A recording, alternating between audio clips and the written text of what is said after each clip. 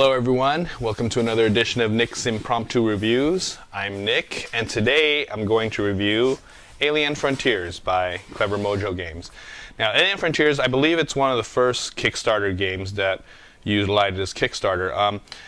It's a worker placement, but more like a dice placement game, very similar to Kingsburg. Well, I wouldn't say worker placement. It's like an area control Euro-style game. It's set in the retro 1960s sci-fi universe, if that ever makes sense. But you know what I'm talking about. I don't know, just look at the art of this box. It's kind of like retro 60s, like space. I don't know, Space 1999, Lost in Space, something of that feel.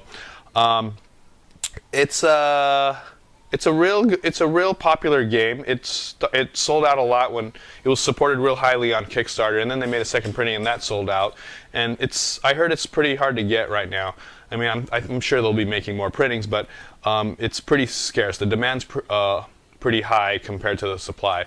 So I don't know. I don't know if that's a good sign or not. But anyways, Alien Frontiers. I guess you would say area control game ultimately. What you do is that you're colonists and you're trying to colonize these different territories in the planet, and you do that by gathering resources like ore and fuel, then utilizing the little space stations, and then ultimately having enough to make a colony onto the planet. And whoever has the most colonies by the end of the game wins. So very good. Very good 60s feel to it, very thematic in my opinion, and it's, I guess, a medium-range Euro game. Okay, but is it good? Let's find out. Okay, so let's look at a 4-player setup game. Now this game can play up from 2 and 3 players and up to 4, but and I usually like to show the example of 2-player games to simplify things. But the thing is, I think it's best with a 4-player game. Also, in a 2 or 3 or 2-player games, I'll have to cover up one of the spaces, and I don't want to do that. I want to show the entire board. Well, anyways, here's a 4-player setup. We have the red team, yellow team, blue team, and green team. Okay, or green player. And then up here you have the sources. The orange things represent the fuel. These gray boxes are the ore, and these extra dice are the extra ships. In fact, you start out with 3 dice, and these dice are going to represent your ships. Okay. And also you have a little scoreboard here, and it's a scoreboard that kind of fluctuates. Okay, it'll go up and down, and whoever has the most points at the end wins. Okay, and right here you have this nice little map, and as you can see, it has pretty cool art. I think it's like kind of has that little retro. Look at that, retro 60s sci-fi feel to it. Okay, and then you have the main planet. This is where you ultimately want to do. You want to colonize these areas over here. Okay, and if you notice, look, Badlands, Highland Plains, Pole Foothills, the Van Voigt Mountains, Bradbury Plateau, Asimov Crater, Burroughs Desert, Herbert Valley. Those are all sci-fi novelists. Okay, and if you're a Dune fan, you know who Herbert is, right?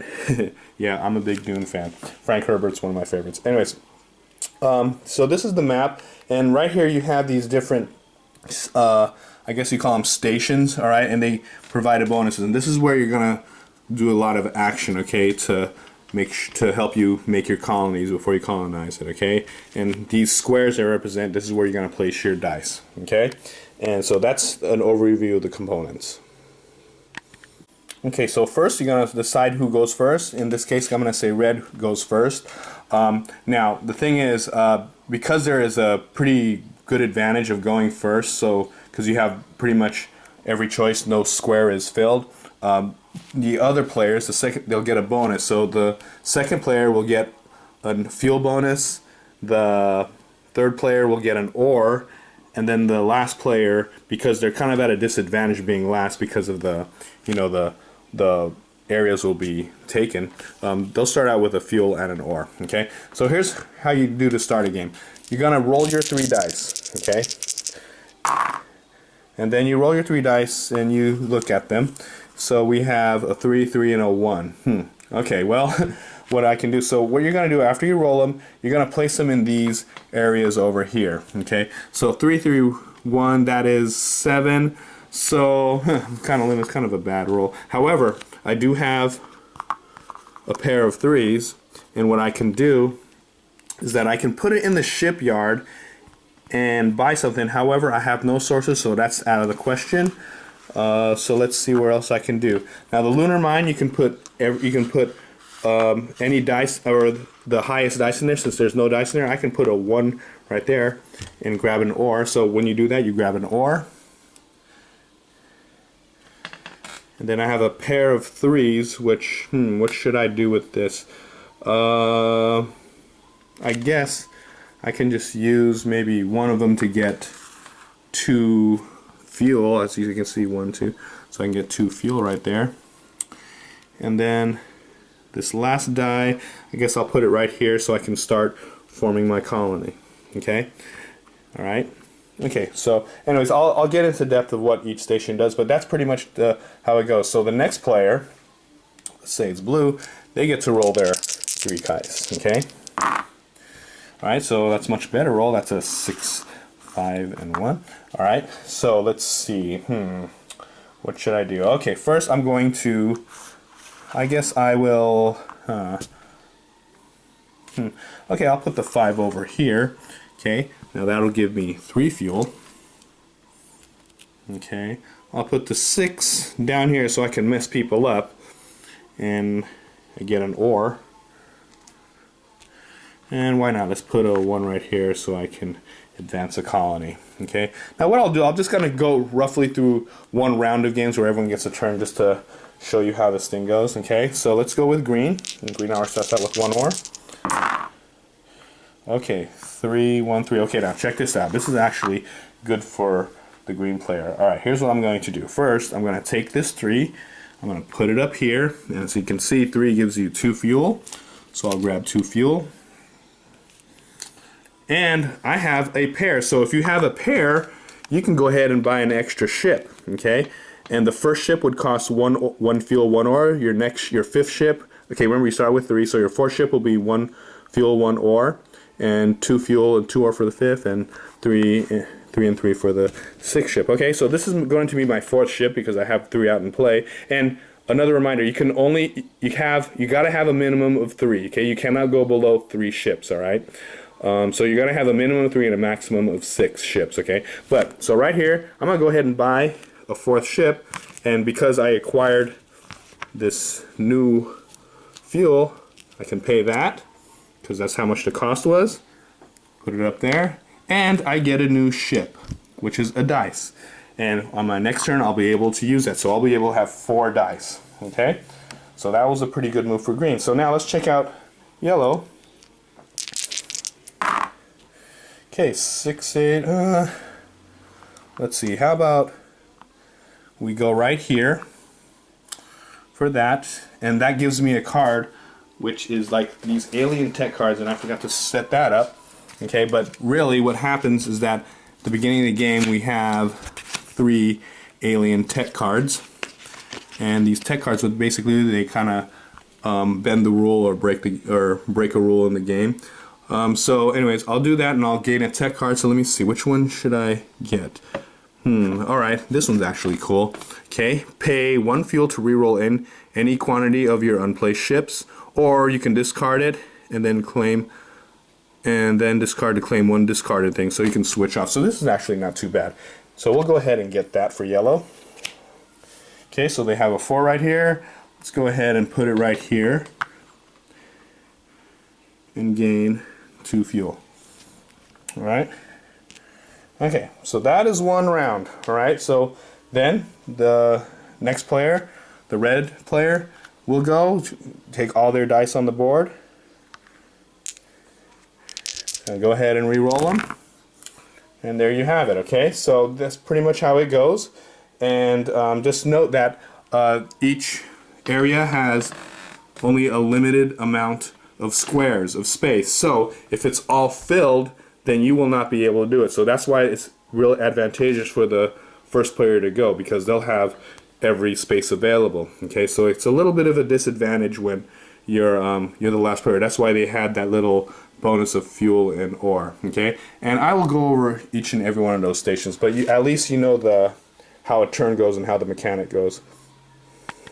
Okay, so let's go over the little things on the board. Okay, so the little stations. Okay, so the solar converter. Okay, you can put any dice in there and you'll get some fuel. So if you the lower the dice, the fewer fuel you get, and the more the dice you'll get. So if you roll a 1, if you have a 1 or 2, you can get 1 fuel.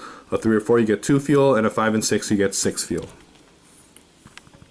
Okay, the orbital market. Okay, this you can exchange your fuel for an ore if you have a pair. Okay, but the exchange rate depends on the face value of the dice. Okay, so for instance, if you roll, let's say, a pair of 1s, okay, so that's actually good. So that means for every 1 fuel, you can trade every 1 fuel for an ore. So it's a straight 1-to-1 trade. However, it gets a little crazy when you get higher. Okay, now if you roll double 2s, right, then you'll have to pay 2 fuel in order to exchange it for 1 ore, because in this game, ore in general, it's kind of more scarce than fuel. Those are the only 2 sources, but ore is harder to get generally than fuel. Okay, because fuel, all you have to do is just put a dice in there and you'll get some fuel. Okay, ore is a little bit harder to get, and I'll show you that in a minute.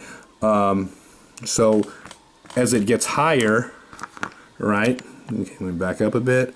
As it gets higher, 3-to-1, I don't know, maybe that might be too much. 4-to-1, 5-to-1, I think that's kind of ridiculous unless you're really desperate to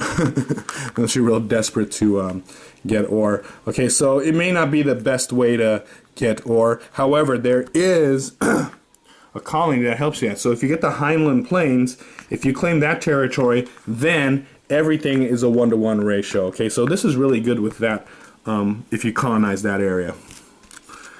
Okay, now the alien artifacts, basically if you roll an 8 or more, okay, on any number of dice, okay, you can get a card. So this last person, they got an 8, even if they had 3 dice, as long as there's space for 3 dice, they'll be able to get it. Now suppose, I don't know, suppose the red player comes over and rolls, let's see, yeah, let's say they roll a 9 on 3 dice. Okay, on this dice. Now, they qualify for the more than 8, however, the problem is there's only space for 2 dice. So basically, they're locked out, okay? And that's pretty much the competition in this game. Okay, the Raiders Outpost. Okay, if you get a straight, okay, in other words, something in order, like, I don't know, 1, 2, in ascending order, or descending order, depending on if you like a straight, like a 1, 2, or 3 on 3 dice. Okay, this is a really mean area, the Raiders Outpost. You can get either from another player 4 sources or one of their cards. Okay, that's pretty nasty. Okay, so and also it doesn't have to be from one person. You can grab like 2 fuel from another person and 2 ore from another person, so you can mix and match. All right, or you can get 1 card from one person. Okay, now here's the thing. Unlike other ones, you can kick people out in this station, okay? But you got to have a higher straight than them. So, okay, 1, 2, and 3. So if someone comes in with, let's say, a 3, 4, and a 5, okay, that is a higher straight. They'll be able to kick that guy out and take that over, okay? And these, whenever a dice gets kicked out or a new dice, it goes back to the maintenance bank. Right, so they'll be able to do that. So now they have a 3, 4, 5. Okay, so the only way someone can go there, unless once they're gone, is to roll a 4, 5, or 6. Okay. The lunar mine. Okay, so any dice you put down there, you get an ore. However, it has to be higher than any. It has to be the highest dice there. So, for instance, remember how the blue rolled a 6? Well, guess what? The only way you can get there now is to get a 6, because 6 is the highest dice right there now. Now, if it were less like 1 or like a 2, then it's easier to get it because you can use any dice 2 or above to get down there, okay? But the highest dice there, it has to be equal to or higher than the highest dice there. Okay, and that's how you get ore. Another way to get, well, not really, but this is an easy way to get a colony. So for 3 ore, you can get a colony. So you take one of your little things. If you have 3 ore, you can put it over here, but also you must roll triples. Okay, so you got to have a triple 2 or a triple triple whatever, right? But you have to roll 3 of a kind, okay? And you have to pay 3 ore. And if you do that, you're able to take one of your colonies and put it onto the field. Okay, the colonist hub. Now, you can put any dice in there up to 3, okay? And for every dice you put there, regardless of the value of the dice, you get to move it 1 space to the right, okay? So for instance, let's say they just put these 3 down and the colony was there already, okay? So 1, 2, 3 dice, they would move it 3. 1, 2, 3, okay? So that's a really easy way to get a colony. Problem is you have to reach all the way down to the end, so it will take a long time, okay? And once the colony reaches to the end, you pay 1 fuel, 1 ore, and you're able to colonize an area. Okay? The maintenance bay, or not the maintenance bay, the shipyard, this is where you get new ships. So and I showed you this, if you roll a pair, you place it on to one of these spots right here, and if it's your 4th ship, you pay just 1 fuel, 1 ore, and it gets more expensive for your 5th and 6th ships. Okay, so that's how you get extra dice, and you can have a maximum of 6 dice. And finally, you have the terraforming station.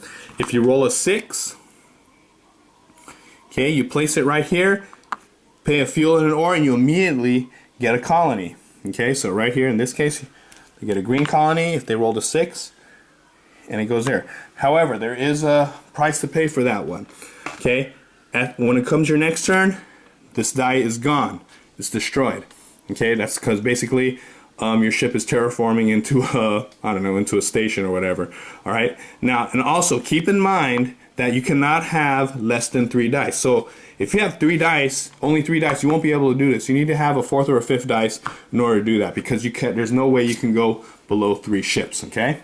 And I believe that is all the stations. Okay. So that's how all the stations work. That's what kind of bonuses they give you.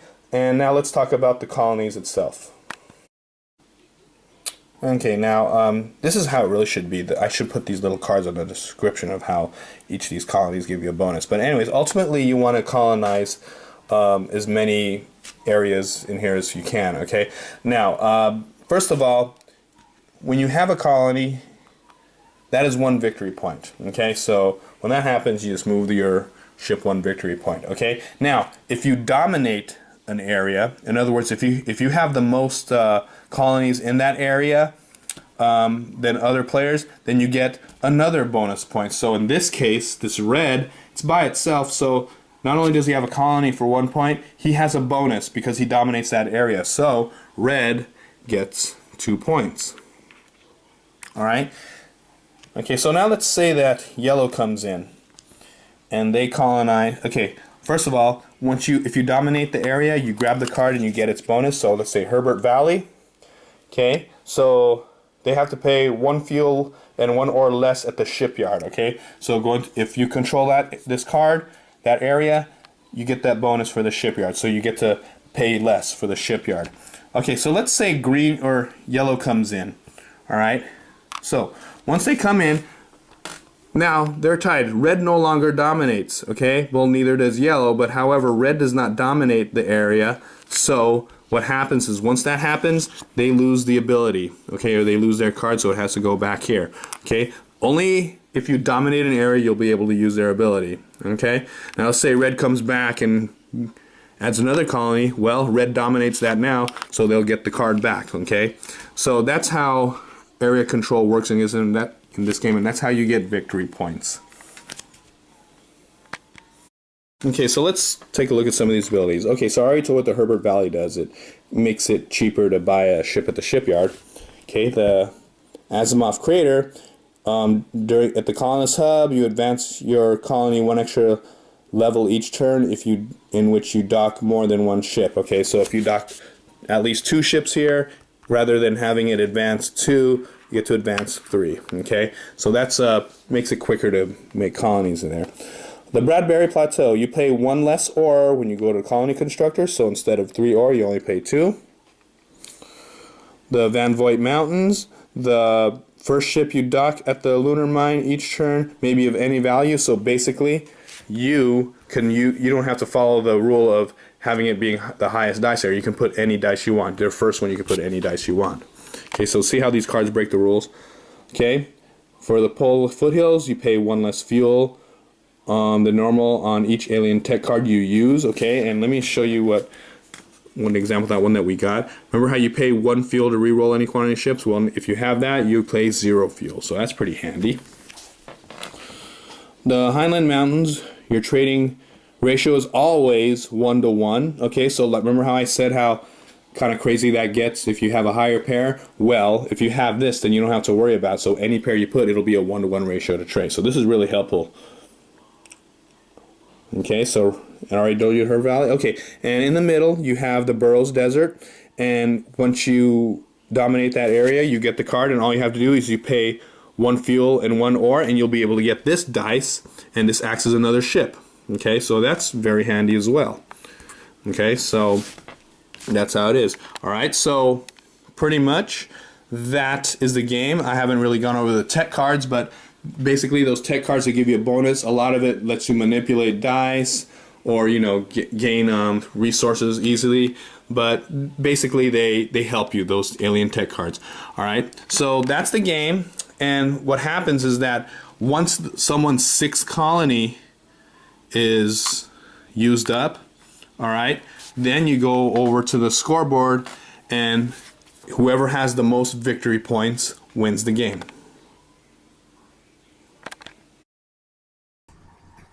Okay, so yeah, that's Alien Frontiers. It's pretty much it does use a dice placement mechanic, but really it's a area control game, and it's real fun. The idea of like getting to what you want and perhaps blocking your opponents, I mean, that's pretty cool, and I mean that's probably not that confrontational, but you can really mess with other players. And the different strategies, I can't stress enough the different strategies you can use in this game to get victory points is pretty wide. And I found out I don't think there's really one particular strategy that's stronger than the other, so you can do whatever you want. And ultimately and I don't know what it is, but I say most of the time it comes down to the wire. And you can get some very intense games most of the time. Okay. And using the dice as ships, I think that's pretty neat. And trying to manage your sources and thinking ahead, it's really it's a real strategic game. And also just the idea, there's not that many good sci-fi games out there, and this really is one of the better ones that I've played. And yeah, and I like the idea how the planets are named after authors or sci-fi authors. I think that's a nice touch. And yeah, the different cards that sort of bend a little bit of a rule. They're not broken, but they add give you a little advantage of dice manipulation, like switching to die to the opposite side or adding 1 to your value. And ultimately you're competing for colonies, and at the end you got to figure out, okay, is it worth it to get this colony? Should I try to dominate this colony, or should I just be satisfied with this particular one? And the different abilities that you get from colonizing each colony are real nice. So there is a lot of variety in this game, and it's really fun, and there's several ways to win, and no 2 games are the same.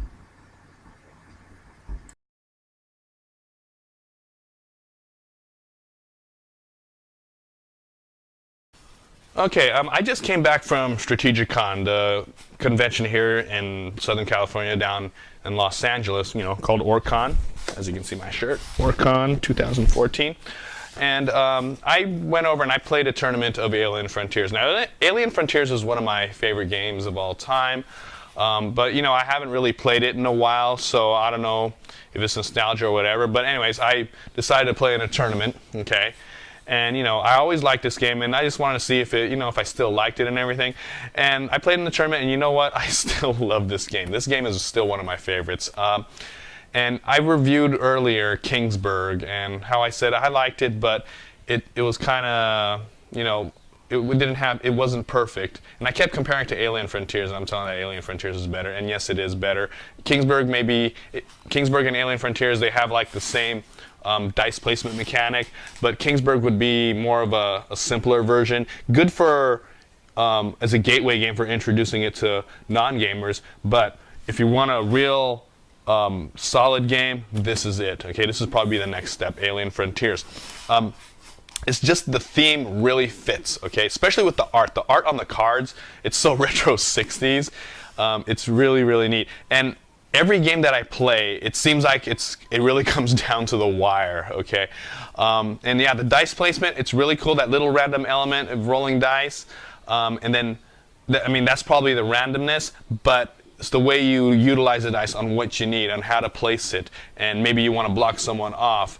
And then getting technology that helps you like manipulate the dice and everything. It's a real fun game, and I like how, let me see, it's not that confrontational. You can really mess people up by getting a spot where other people want to go. So there's that element, and then just trying to figure out, okay, because you're racing against each other, okay, because the first person to get 7 colonies down, that's when the game ends, all right. So you're really trying to be efficient. You want to try to get your colonies down as quick as possible, like terraforming your ship. It's quick, but you lose one of your ships, so it might slow you down in the end. Or if do it the basic way by going to the colonist station and just using turns to advance that thing to turn into a colony. I mean, it doesn't cost as much. It doesn't cost your ship, but it does take time. So you got to sort of decide how you got to do it. And I found out that a lot of people have different strategies to this game, and they all pretty much work quite well. There's no one single strategy to play. You can play this any way you want. Okay, I know I have a unique strategy, and it's been quite effective. Okay, but yeah, Alien Frontier. It's a really I love this game. This is one of my top 5 games easily, and it really feels like because of the art and just the theme, it really feels like a sci-fi game. So I don't know. I really like this, and the different abilities, the bonuses you get when colonizing, the cards, it just all fits really well, okay? And yes, it is a Euro game, so you think it's kind of boring. Well, I mean, not all Euro games are boring, but this one's really, really good, and it's not too complex, okay? It doesn't get bogged down. Games can last a couple hours, all right? But it's a good couple hours, okay? So it's not like a game you can get done in 1 hour, all right? It's not a quick game, but I think 2 hours. Maybe maximum 3. That's a nice, robust game. Okay. So, anyways, Alien Frontiers, one of my favorites, and yes, I'm going to give it a 9 out of 10. Really good game. I highly recommend this to any gamer out there. All right, that is it. Until next time, I will see you later. Goodbye.